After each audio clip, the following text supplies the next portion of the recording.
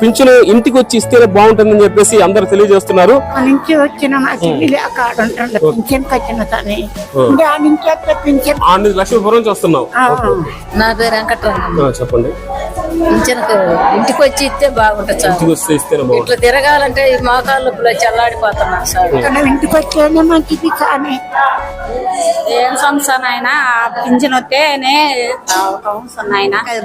తిప్పలయ్యా ఇంటికి వచ్చి ఇస్తేనే బాగుంటుంది సార్. ఏం చేసేమో లోపలే పెన్షన్ తీసుకొచ్చి ఇచ్చిపోతారు. పనులు చేసుకొని ఖమ్మంగా ఏరే పనులు కూడా పోయి కూలీనాలు కూడా తెచ్చుకునేవాళ్ళు. ఇప్పుడు తెల్లారుదాకా ఇంత దూరం నడిచి వచ్చి ఇప్పుడు ఇస్తారో హీరో కూడా తెలియదు మాకు. అదే విధంగా వీళ్ళందరికీ మజ్జిగ ప్యాకెట్లు కూడా పంపిణీ చేస్తాం DC తరపున.